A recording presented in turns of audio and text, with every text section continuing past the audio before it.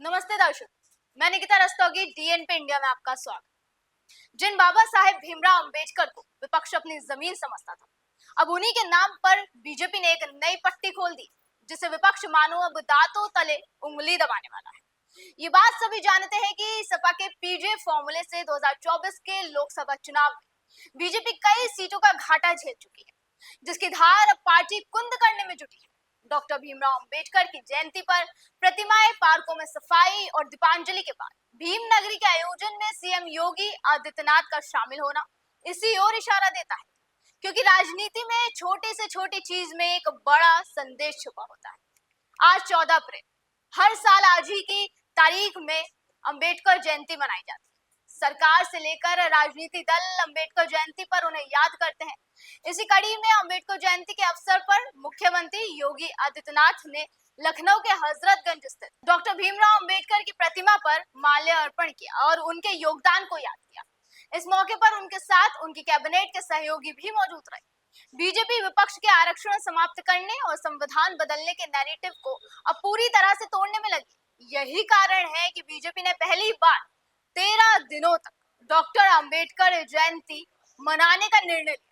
दलित व अति पिछड़े युवाओं को साथ लेने के लिए पार्टी ने मैराथन का भी आयोजन किया। यही नहीं, अंबेडकर जयंती से पहले ही सीएम योगी ने ये साफ-साफ निर्देश दे दिया था कि 13 अप्रैल तक पूरे प्रदेश में बाबा साहेब भीमराव अंबेडकर की सभी मूर्तियों, उनके जुड़े तमाम सरकारी और गैर सरकारी स्मारकों की मरम्मत, रख रखाव और रंग रोगन हो जाना चाहिए। और उनके इस फैसले ने सबसे ज्यादा ध्यान जो खींचा है वो दलित समुदाय का है।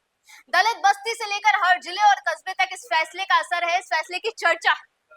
देखिए, उत्तर प्रदेश में आगामी 2027 विधानसभा चुनाव की तैयारियों में बीजेपी अपनी रणनीतियों को तेज कर चुकी है। बीजेपी वालों ने तो जैसे पूरा पासा ही पलट दिया। आज का दिन यूपी की राजनीति में कई मायनों में अहम हो सकता है, खासकर दलित वोट बैंक और सामाजिक न्याय के मुद्दों के इर्द गिर्द। डॉक्टर भीमराव अंबेडकर की विरासत दलित समुदाय और सामाजिक समानता के लिए उनके योगदान के कारण राजनीतिक दलों के लिए हमेशा से महत्वपूर्ण रही है। और 2027 का चुनाव अब सिर्फ सीटों का नहीं, बल्कि अंबेडकर की विरासत की लड़ाई बन चुका है। बीजेपी ने अंबेडकर के विचारों को अपनी चुनाव धारा में इस तरह समाहित कर लिया है कि वो विपक्ष के पास जवाब देना भी मुश्किल हो गया है। पार्टी अब उन्हें अपनी नीतियों का हिस्सा बनाकर दलितों और पिछड़ों को लुभाने की तैयारी कर रही है। और हाँ, जो लोग सोचते थे कि दलित वोट बसपा और सपा की जागीर है, उन्हें बीजेपी की ये चाल जरूर छुपाएगी। दरअसल बीजेपी ने बाबा साहेब की छवि को खास तौर पर उन वोटरों तक पहुंचाने का प्रयास किया जो जातिवाद, सामाजिक असमानता और आर्थिक पिछड़ेपन से जूझ रहे हैं। पार्टी इस बात पर जोर दे रही है कि डॉक्टर अंबेडकर ने भारतीय समाज में जातिवाद और असमानता के खिलाफ आवाज उठाई थी और उनकी नीतियों को लागू करने में बीजेपी सरकार ने महत्वपूर्ण कदम उठाए हैं। वहीं आज अंबेडकर जयंती पर आयोजित कार्यक्रम में सीएम योगी ने अपने संबोधन में भी बड़ा संदेश देने की कोशिश करी। उन्होंने कहा कि आज का दिन हमारे लिए बहुत महत्वपूर्ण है। दलितों, वंचितों और समाज के उपेक्षित वर्ग को न्याय दिलाने का काम बाबा साहेब ने किया। आज यहाँ जिन 16 जनपदों के केंद्रीय कर्मियों के लिए केंद्र प्रशासनिक ट्रिब्यूनल यानी सीएटी की सुविधा दी गई, उनके लिए भव्य भवन निर्माण और लोकार्पण किया गया। मुझे विश्वास है कि प्रधानमंत्री की मंशा के अनुरूप ये उन सभी कर्मियों को समय पर न्याय दिलाने में महत्वपूर्ण भूमिका निभाएगा।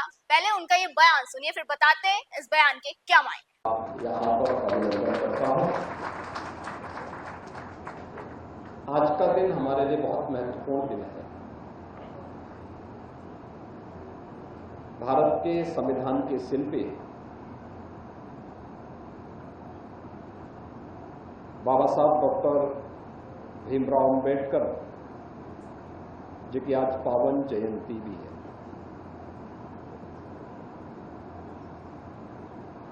डॉक्टर भीमराव अंबेडकर जी की जयंती को हम सब दलित, वंचित और समाज के उपेक्षित वर्ग को न्याय दिलाने के महामानव के रूप में आयोजित करते हैं।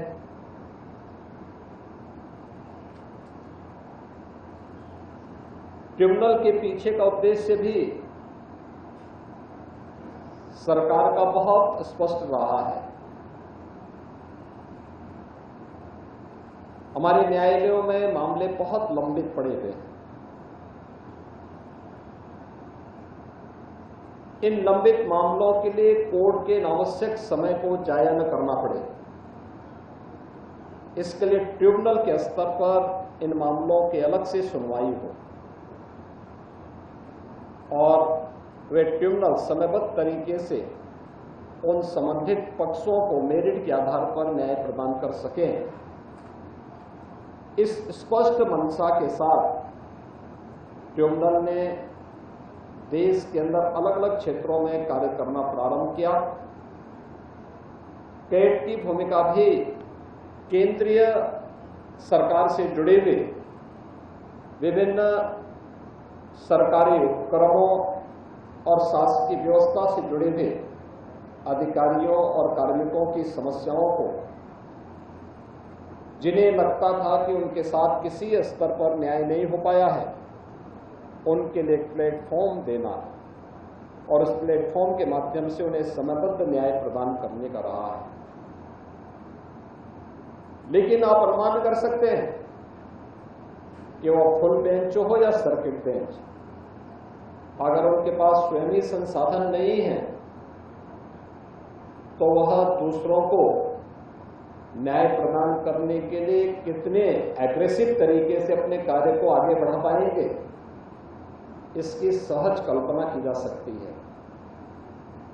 और आज यहां पर जिन 16 जनपदों के केंद्रीय कार्मिकों के लिए कैट की व्यवस्था यहां पर दी गई है, इतना शानदार भवन आज बनकर के तैयार हो रहा है और बनकर के ये समर्पित हुआ है।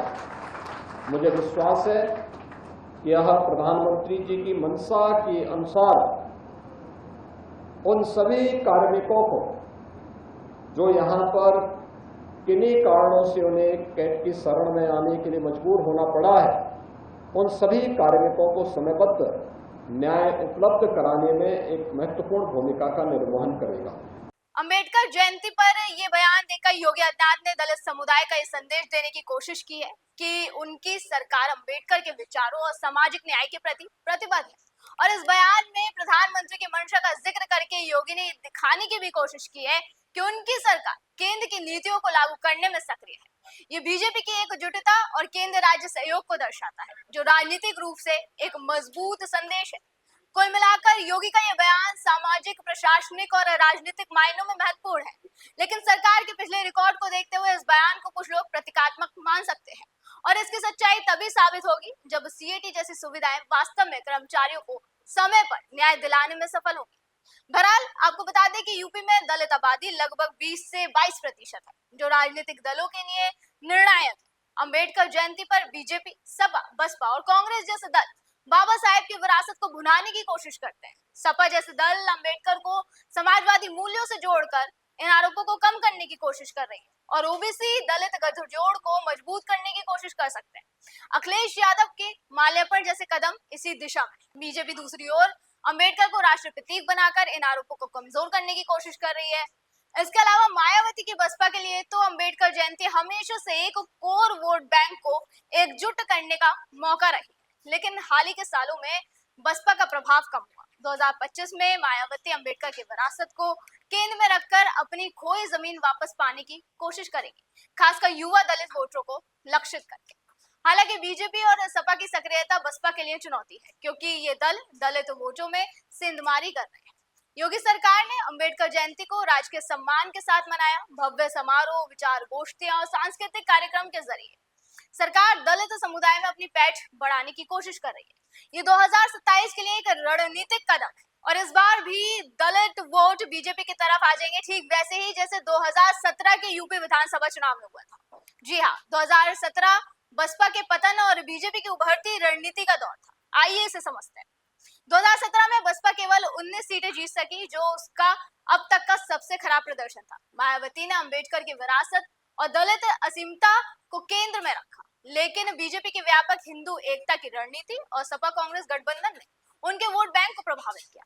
उस वक्त दलित वोटरों का एक हिस्सा, खासकर गैर जाटव दलित जैसे पासी, वाल्मीकि, बीजेपी की ओर गया, क्योंकि बीजेपी ने विकास और सुरक्षा के मुद्दों को जोरदार तरीके से उठाया था।